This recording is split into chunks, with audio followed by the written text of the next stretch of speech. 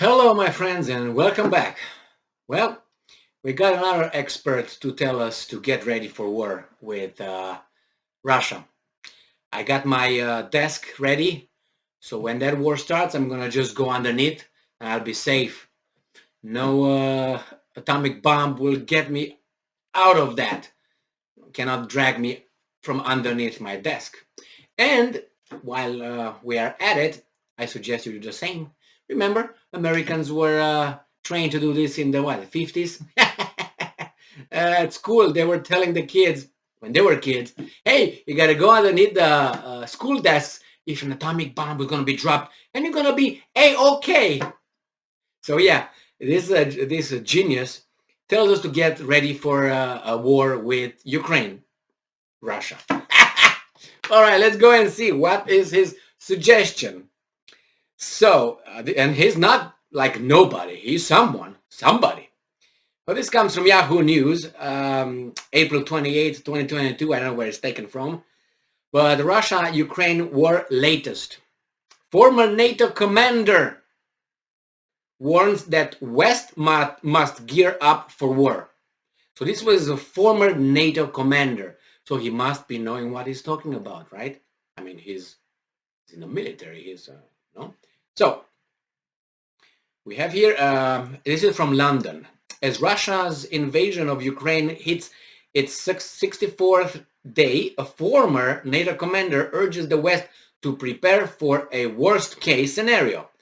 And the worst-case scenario in this guy's little brain is war with Russia. No, the worst-case scenario is atomic bomb dropped by Russia, not the war, because this guy is going to probably talk about conventional war because he's a retard. Let's go. So we have, meanwhile, UN Secretary General Antonio Guterres on Thursday visited area around Kiev that were formerly held by Russian forces. The war is evil. Yeah, I know. Let's move on. We already know that now. What can I do?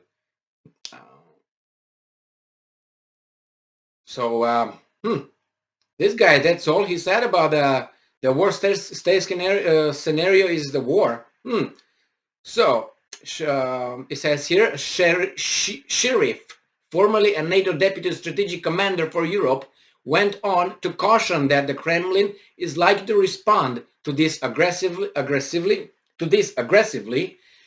and that the West should be prepared for a worst-case scenario. The worst-case scenario is war with Russia, he said. That's very correct so far. By gearing itself up to the worst-case scenario, it is most likely to deter Russian Vladimir Putin, because ultimately Putin respects strength. Okay, but I thought he was a madman, and a madman could just react like a crazy man, just act instinctively, like from his craziness.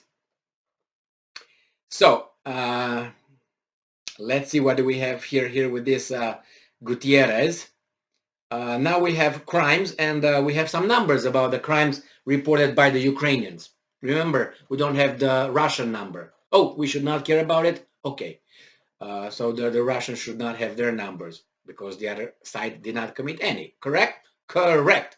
So thousands of, and this is the key word, alleged war crimes committed by Russian troops are under investigation by the Ukraine Prosecutor's General's Office. Now, I can't be the judge. I can't have an how they put it. I can't really investigate my son's crime. You know what I mean? I mean, I can try to investigate to find out, but no, it should be, as I said, an impartial investigation. This is not going to be an impartial investigation by any standards. A total of, and we got the exact number, a total number of 8,653 crimes have been registered with the office, and 620 suspects have been accused of the allegation, of the aggression, the office revealed on Thursday. Okay, that's good. Get the evidence, get it together, put them together, and then show it to the whoever has to see it. The office also reported that 217 children have been killed and 393 others have been injured during the war. That's not good. That's bad. That's bad. But remember, so the worst case scenario is a war with Russia. The thing that this guy was hinting at is you have to get prepared if that happens, but you can't avoid it, and you have to be aggressive with like a bully with a bully, which is true, which is true. But if the bully has the capability of destroying everything, I think you should find out other means. What other means would be?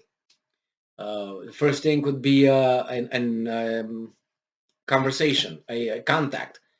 Yeah, you want to up the no arm the other side? Go ahead. The other ones would escalate too. You escalate here, escalate that, and until one of these people will blink, right? Let's put it this way. And by then we're gonna have a lot of people dead, right? Correct? More than 8,300 children and so on, right? Correct? But it's okay. We're going to deter this guy to stop his war with his crimes. That's good.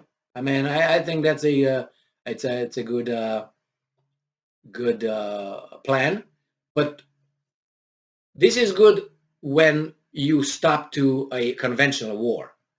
In a conventional war, Russia, I don't think, I mean, I'm pretty sure, will not win against NATO. No, it can't. So why would they just use conventional war and weapons? This is my problem here. These guys from the West, they think that all that could happen is a conventional war. But on the other hand, they call Putin crazy, madman, alone, dictator, the only decision maker, and so on. Well, if it's like that, how do you, what kind of guarantees you have and guarantees you provide us, logical guarantees? I have the right to know that, because you're going to make decisions on my name. And I might disagree with your decisions. Can I?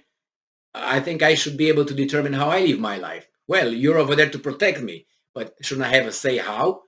No, I don't? Okay, my bad. So nevertheless, you push this guy to a crazy situation, and then what? It's no point of return after that. It's no point of return. This is the only thing that how should I say, gets me to a limit of understanding what the hell are these guys doing. Because as I understand, if everything is conventional war, by all means, just say that and get in and solve the problem if there's a problem. I mean, show show it. Go in, get in. But proxy war, use the Ukrainians? Okay, that could work too. But that guy, if he's going to lose, do you think it's just going to be maybe?